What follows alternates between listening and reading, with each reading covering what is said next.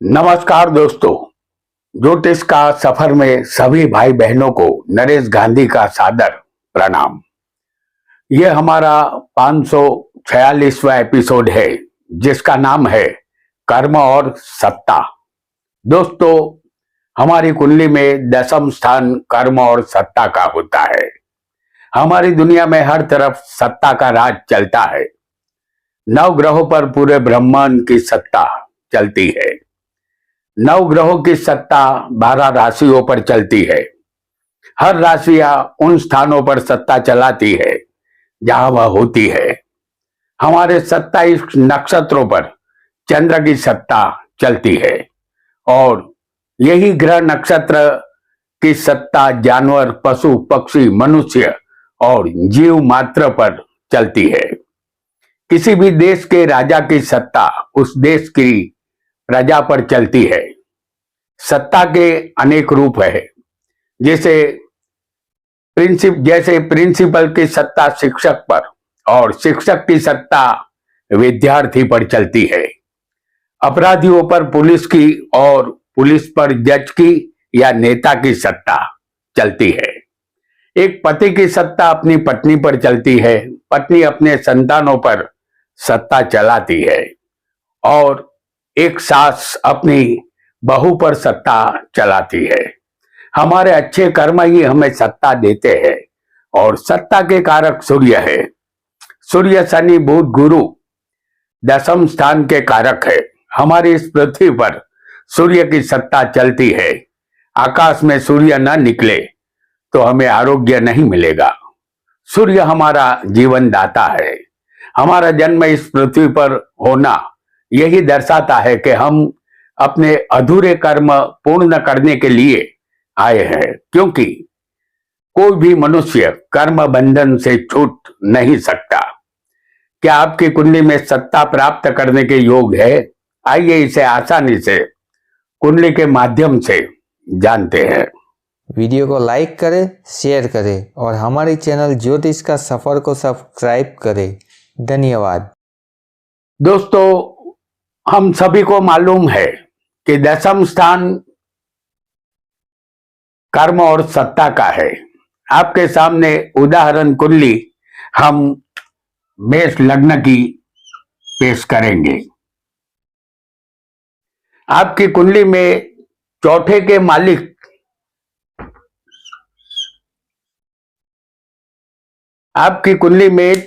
मालिक और 10वें स्थान के मालिक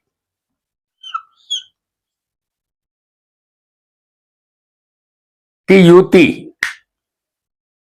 केंद्र या त्रिकोण में होनी चाहिए।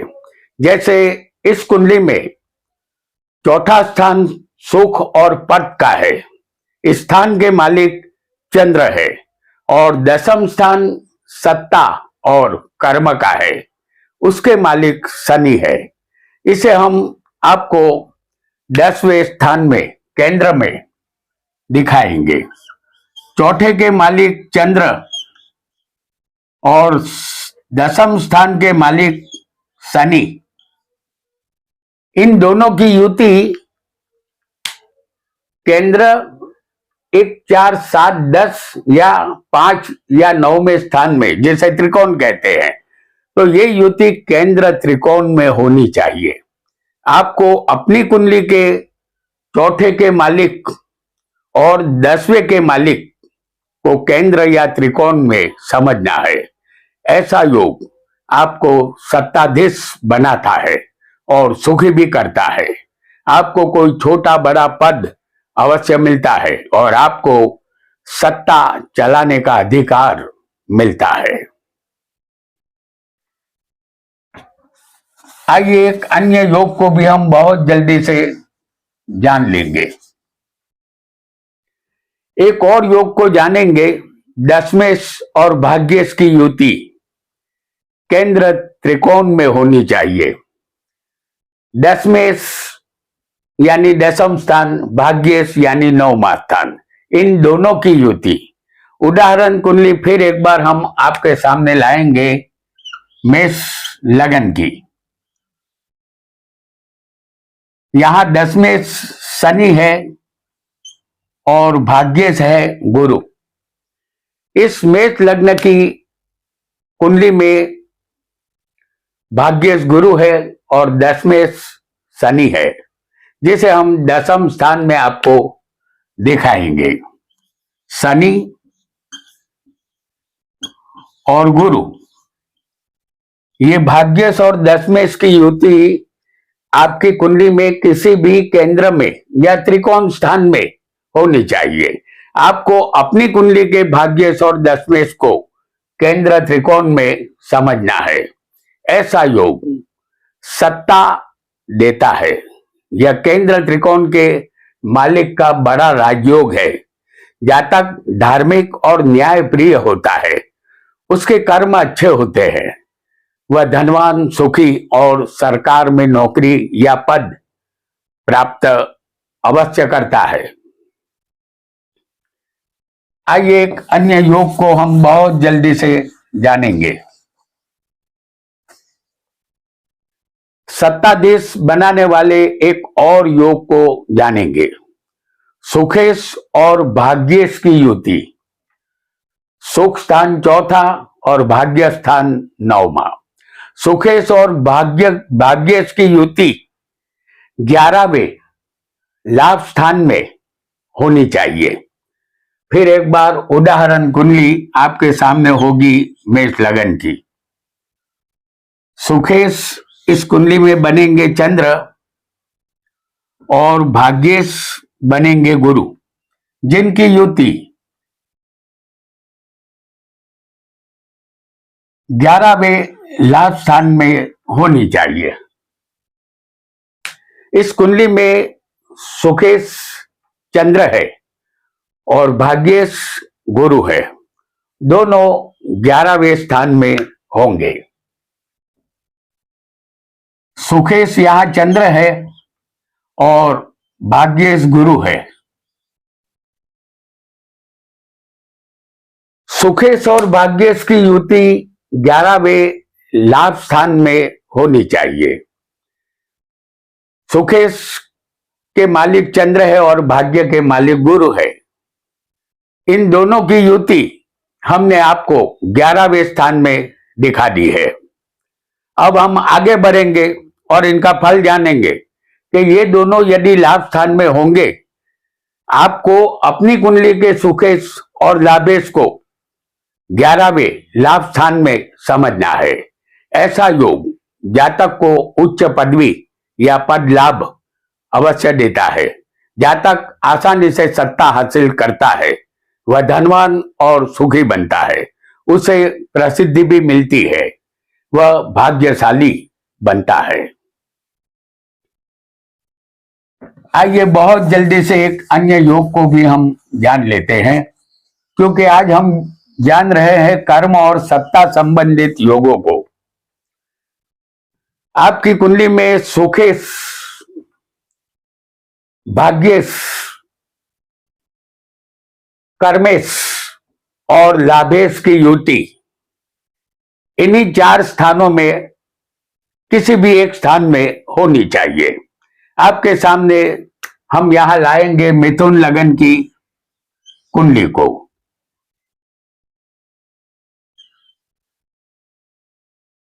कुंडली में सुखेश बुध है, जैसे हम आपको दिखाएंगे चौथे स्थान में, और यहां भाग्येश बनेंगे शनि।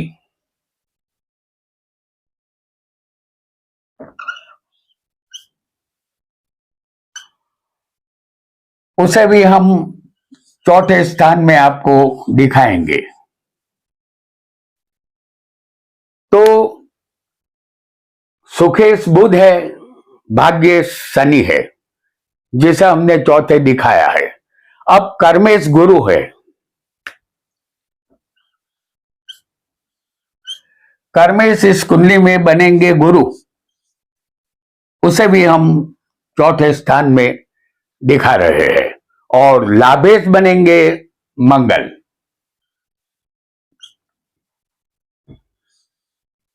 वह भी यहां चौथे हम आपको दिखा रहे हैं। हमने यहां उदाहरण के लिए चौथे स्थान में इसे दिखाया है। इसे केंद्र, माफ कीजिएगा, इसे चौथे स्थान में, इस युति को आपको चौथे स्थान में या भाग्य में, दशम में या 11वें स्थान में समझना है। आपको अपनी कुंडली के सुखेश, भाग्येश, कर्मेश और लाभेश को समझना है। हमने चौथे दिखाया है, बराबर, और आपको अपनी कुंडली के इन्हीं स्थानों में ये युति समझनी है। तो किसी भी एक स्थान में इसे आपको समझना होगा।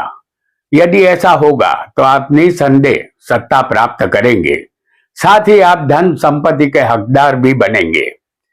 वाहनों का सुख भी आपको अवश्य मिलेगा। आइए बहुत जल्दी से एक अन्य योग को भी हम जानेंगे।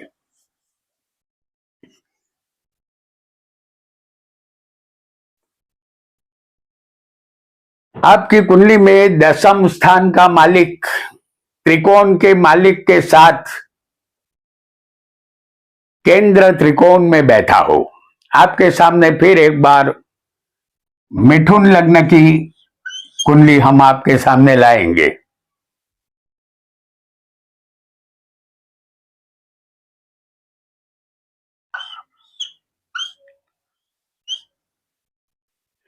इस कुंडली में दशम स्थान में मीन राशि है, जिसके मालिक गुरु है, जो हम आपको दिखाएंगे 10वें स्थान में। और पंचम त्रिकोण में यहां पर पंचम के मालिक तुला राशि यहां आती है, तो इसके मालिक शुक्र है, जो दशम में होंगे।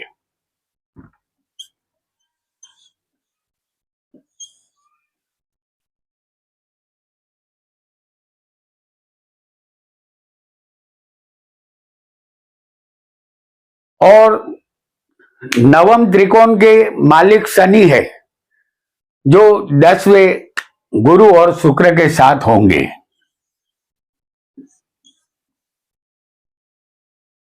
ऐसा योग जातक को बड़ी सत्ता देता है। जातक धन संपत्ति, वाहन, मिल्कियत का सुख प्राप्त करता है। उसे प्रसिद्धि भी मिलती है, क्योंकि त्रिकोण के मालिक यहां दशम के मालिक के साथ मौजूद है, इसलिए उन्हें सत्ता मिलती है।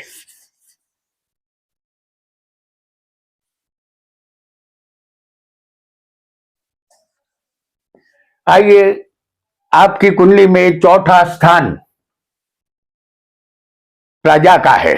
इस स्थान में चंद्र, गुरु और शनि का संबंध हो तो जातक जनता का सच्चा सेवक होता है। यहां मेष लग्न की उदाहरण कुंडली हम प्रस्तुत करेंगे। इस कुंडली में चौथे स्थान में हम आपको दिखाएंगे गुरु और चंद्र को।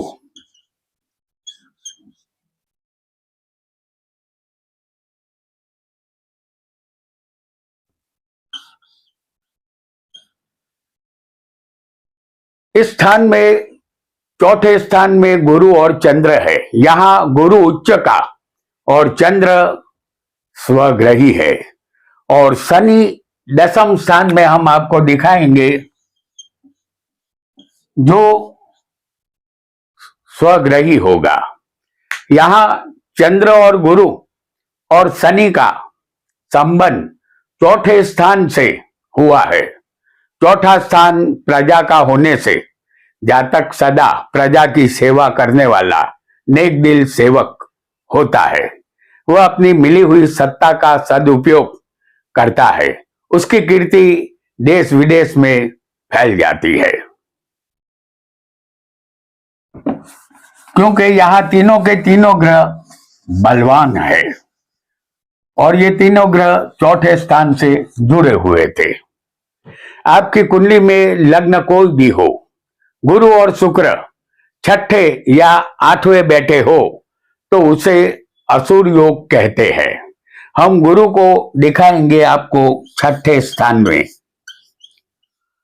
और शुक्र को दिखाएंगे अष्टम स्थान में। हालांकि ये दोनों उलट सुलट भी हो सकते हैं, शुक्र की जगह गुरु, गुरु की जगह शुक्र भी हो सकता है। तो इसे असुर योग कहते हैं। गुरु छठे हो या गुरु आठवें हो, शुक्र छठे हो या शुक्र आठवें हो, तब असुर योग बनता है। ऐसा राजनेता झूठा, तानाशाह और जुल्मी बनता है। वह मिली हुई सत्ता के कारण अहंकारी बनता है। वह नेता नीच कर्म करता है। गुरु में शुक्र या शुक्र में गुरु की दशा, अंतरदशा जब आती है तब सत्ता चली जाती है। सत्ता जाते ही उसके कर्म उसका पीछा करते हैं और वह कारावास में नजर आता है। आइए एक अन्य योग को भी हम बहुत जल्दी से जान लेते हैं। आपकी कुंडली में दशम स्थान कर्म और सत्ता का है। दशम का मालिक छठे, आठवें या 12वें होगा। जैसे उदाहरण कुंडली हम मेष लग्न की पेश करेंगे और दशम के मालिक इस कुंडली में बनते हैं शनि, जो या तो छठे होंगे या आठवें होंगे या फिर 12वें होंगे।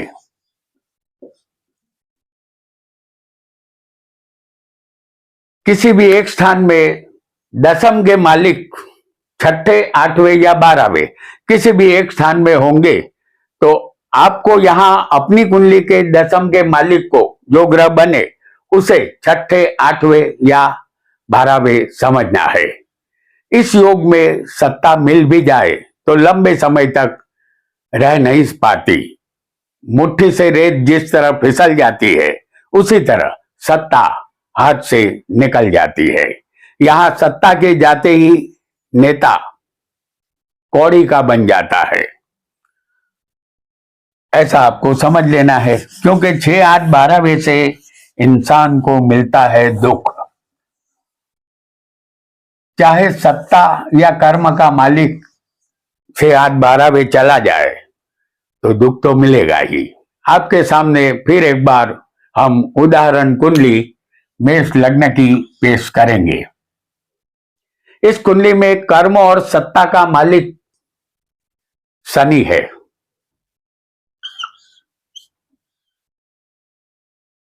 जो हम आपको दिखाएंगे तीसरे स्थान में।